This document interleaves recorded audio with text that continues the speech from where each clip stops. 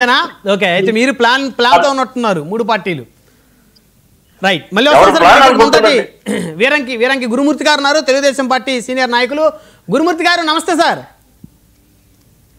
నమస్కారం అండి సో ముందుగా గురుమూర్తి గారు ముందు అసలు ఆ పెన్షన్ క్రెడిట్ కోసం వైసీపీ తెలుగుదేశం సో మాదంటే మాది క్రెడిట్ అంటున్నారు ఎవరిది పెన్షన్ క్రెడిట్ ఎవరిది సో పేదవాళ్ళకి ప్రత్యేకించి వృద్ధులకి వితంతులకి పెన్షన్ మరి పెంచినటువంటి ఘనత ఎవరికి ఇవ్వాలి జగన్మోహన్ రెడ్డి గారికి ఇవ్వాలా చంద్రబాబు నాయుడు గారికి ఇవ్వాలా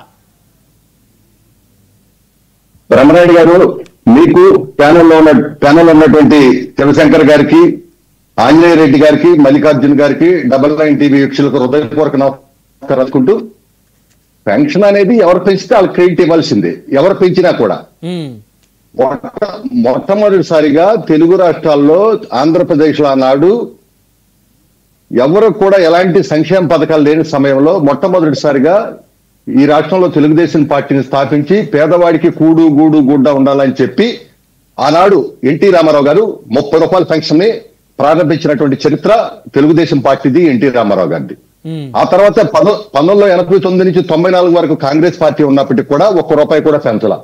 తర్వాత 94 2004 మధ్య చంద్రబాబు నాయుడు గారు 30 రూపాయల పెన్షన్ ని 75 రూపాయలు చేశారు. 2004 2014 కాంగ్రెస్ పార్టీ 10 సంవత్సరాలు ఉంటే 125 రూపాయలు పెంచి 200 రూపాయలు చేశారు. ఆ తర్వాత చంద్రబాబు నాయుడు గారు వచ్చినాక 2014-19 మధ్యన 200 పెన్షన్ 2000 రూపాయలు చేశారు. ఆ తర్వాత వచ్చినటువంటి జగన్మోహన్ రెడ్డి గారు ఏదైతే 2000 పెన్షన్ ని 5 సంవత్సరాలు పట్టింది 1000 రూపాయలు పెంచటానికి 3000 చేశారు 5 సంవత్సరాలు. కానీ మేము మొన్న ప్రభుత్వం వచ్చిన తర్వాత ఈ కూటమి ప్రభుత్వం 3000 పెన్షన్ ని 3 రోజుల్లోనే 1000 రూపాయలు పెంచి పాత బకాయిలు 3000 ఇచ్చి మొత్తం ఆ విధంగా 7000 రూపాయలు ఆ రోజున ప్రతి ఒక్కరికి కూడా ఇచ్చాం. అంతేకాకుండా వికలాంగుల పెన్షన్ 6000 చేశాం. ఎవరైతే అసలు మంచాల నుంచి రానేళ్ళు ఉండారో 15000 రూపాయలు చేశాం. ఈ విధంగా చరిత్రలో ఎవరు పెంచితే వాళ్ళకే క్రెడిట్ ఏముంటాయి. మేమేదో మాకు మొత్తం క్రెడిట్ ఇవ్వని మేము అంటల్లా. కానీ పెన్షన్ తెచ్చింది మేము 2875 రూపాయలు మేము పెంచితే 1125 రూపాయలు కాంగ్రెస్ గాని జగన్మోహన్ రెడ్డి గారు కానీ వాళ్ళు పెంచారు. అది పెన్షన్లకు సంబంధించినంత వరకు. తర్వాత స్థానిక సంస్థల గురించి చెప్పారు. గత ఐదేళ్లలో మరి ఆ జగన్మోహన్ రెడ్డి గారి ప్రభుత్వంలో స్థానిక సంస్థల ఎన్నికలు జరిగితే ఏ విధంగా జరిగినాయో రాష్ట్రంలో ప్రజలందరూ కూడా చూశారు. నామినేషన్ లేకుండా గందరగోళం చేసి రాష్ట్రంలో ప్రతిపక్షమే వద్దనుకున్నారు. కాబట్టి 175 అని ఒక స్లోగన్ ఇచ్చింది వాళ్ళు. మేము వద్దనుకో. ఈ రోజున జగన్మోహన్ రెడ్డి గారు ఎవరైతే నేను పోటీ చేస్తానన్నారో మేము స్వాగతిస్తున్నాం. కానీ ఇక్కడ స్థానిక సంస్థల గురించి కూడా కొన్ని విషయాల్ని నేను మీ ద్వారా చెప్పాల్సిన అవసరం ఇవాళ ఉంది. ఎందుకంటే గాంధీజీ గెలలు గన్న గ్రామ స్వరాజ్యానికి ప్రతీకలైనటువంటి ఈ యొక్క స్థానిక సంస్థలు ఇవాళ ఈ స్థానిక సంస్థల గురించి ఒకసారి ఆలోచిస్తే ఈ రాష్ట్రంలో 13,325 మండలాలు ఉండే 325 పంచాయతీలు ఉండే 669 మండలాలు ఉండే 13 జిల్లా పరిషత్తులు ఉన్నాయి. మరి ఏదైతే ఈ ఉన్నాయో వీటికి సంబంధించి మేము ఒకటే చెబుతున్నాం. స్థానిక సంస్థల్లో వచ్చినటువంటి నిధులు ఏదైతే ఉందో గత 5 సంవత్సరాల్లో 8,669 కోట్ల రూపాయలు 14-15 ఫైనాన్స్ నిధుల్ని ఆ రోజున జగన్మోహన్ రెడ్డి గారు దారి మళ్ళించిన మాట వాస్తవం కాదా అని నేను అడుగుతా ఉన్నా. మేము వచ్చిన తర్వాత ఆయన ఒక ఇన్స్టాల్మెంట్ కూడా వాడుకుంటే ఆయన ఒక 1000 కోట్లు 24-25కి సంబంధించి 2 ఇన్స్టాల్మెంట్లు 2100 కోట్లు ఇవాళ 1 రూపాయి బకాయి లేకుండా ఈ రోజున మేము రిలీజ్ చేశాం.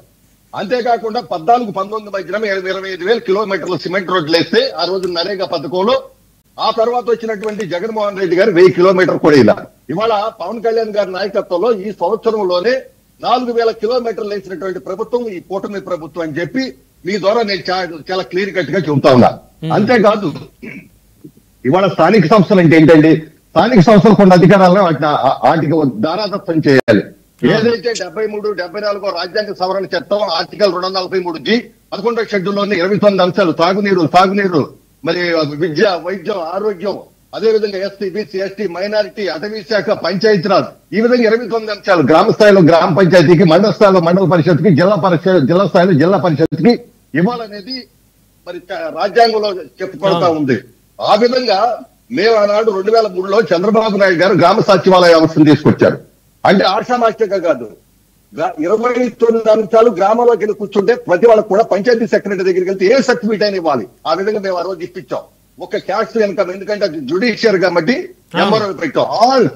ఆల్ డిపార్ట్మెంట్ పంచాయతీలోకి తీసుకొచ్చాం. అదేవిధంగా మండలంలో మండల పరిషత్లోకి తీసుకురావాలి, జిల్లాలో జిల్లా పరిషత్ తీసుకురావాలని పెట్టినప్పుడు ఆ సిస్టాన్ని మళ్ళీ ఆ తర్వాత వచ్చినటువంటి కాంగ్రెస్ పార్టీ దాన్ని మొత్తం కూడా చేశారు.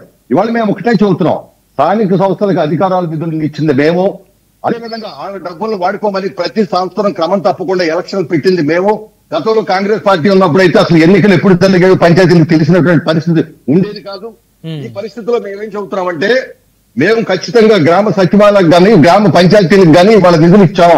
మేము వచ్చిన తర్వాత 2014-19 మధ్యన కూడా ఒకసారి చూసుకుంటే భారతదేశ చరిత్రలోనే గ్రామ పంచాయతీలకు సంబంధించి పంచాయతీ సిమెంట్ రోడ్లు కానివ్వండి, అంగన్వాడీ కేంద్రాలు కానివ్వండి, సంపద తయారీ కేంద్రం కానీ భారతదేశంలోనే నెంబర్ 1 గా ఆ రోజు గ్రామీణ ప్రాంతాలను మేము అభివృద్ధి చేస్తాం. జగన్మోహన్ రెడ్డి గారు వచ్చిన తర్వాత 8,669 కోట్ల రూపాయల నిధులు దారి మళ్లీ ఇచ్చారు.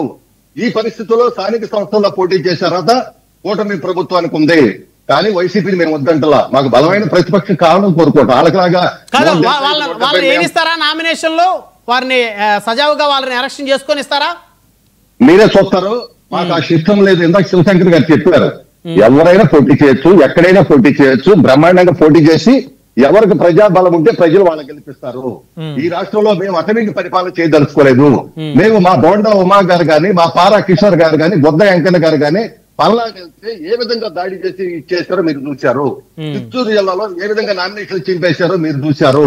ఆ నామినేషన్లు వేయకుండా ఎన్ని ఇబ్బందులు పెట్టారో మీరు చూశారు. అయినా మేము స్థానిక సంస్థలో వాళ్ళు ఇష్టం వచ్చినట్టు చేస్తున్నారు, దాని స్ఫూర్తిని దెబ్బతీశారని చెప్పి మేము మాకు చేతనైంది మేము చేస్తే ప్రజలు ఆ తర్వాత మమ్మల్ని గెలిపించిన మాట వాస్తవం కాదా?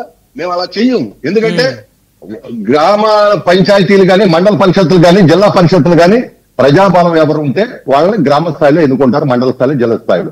కాబట్టి మేము స్వాగతిస్తున్నాం. ఎలాంటి ఇబ్బంది లేకుండా బ్రహ్మాండమైన వాతావరణం కూడా కల్పిస్తాం. గత వైసీపీ ప్రభుత్వంలో మీకు వచ్చిన మున్సిపాలిటీలు 2 అనుకుంటా, ఒకటి దర్శి, ఇంకొకటి రాయలసీమలో ఒకటి వచ్చింది మీకు, అంతేనా సార్?